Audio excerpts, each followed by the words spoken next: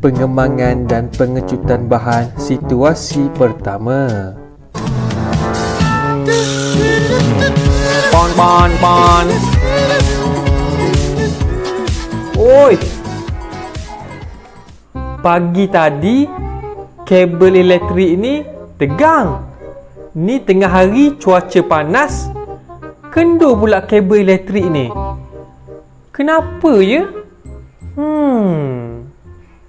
Kabel elektrik dipasang kendur sedikit di antara tiang untuk membolehkan wayar mengecut apabila suhu menurun.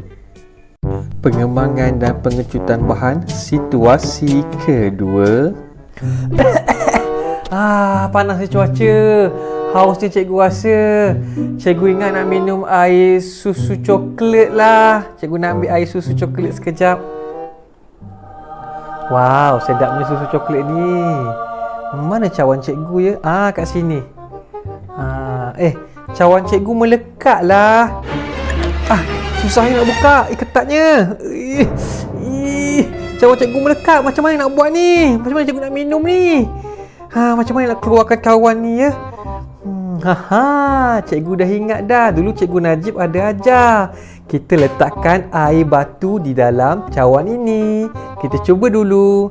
Mana air batu? Air batu dah ada. Okey, masukkan air batu ke dalam cawan. Masuk banyak-banyak sikit. Taruh banyak-banyak.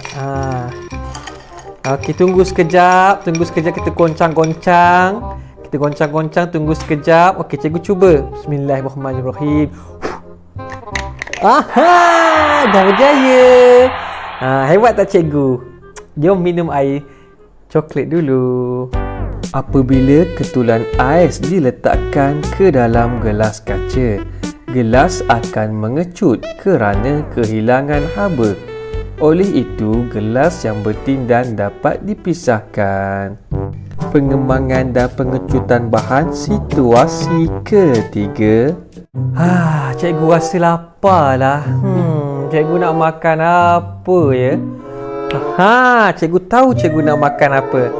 Cikgu nak makan peanut butter dengan roti. Nyam sedapnya. Mana peanut butter cikgu? Ini.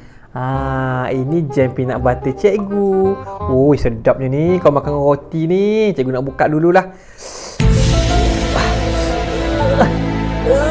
Ketatnya nak buka ni. Dah setahun tak buka ke apa ni? Ketat sangat ni. Macam mana nak buka ni ya? Cikgu dah ingat dah. Dulu Cikgu Najib pernah terangkan dekat cikgu. Kita perlu rendamkan dalam air panas. Mana air panas cikgu ni? Ini air panas. Hati-hati air panas ni. Panas tau. Nama pun dah air panas dah. Okey, sekarang ni cikgu akan rendamkan penutup ini dengan air panas ini untuk seketika. Berasap tu ada keluar buih lagi. Dah. Dah panas ni. Cikgu ambil kain. Cikgu guna kain ni sebab apa?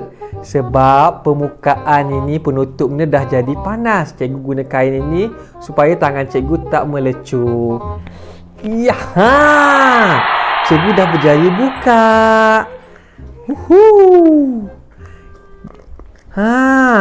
Cikgu dah berjaya buka. Kenapa bila cikgu rendam dalam air panas, cikgu senang nak buka penutup botol ni? Kenapa ya?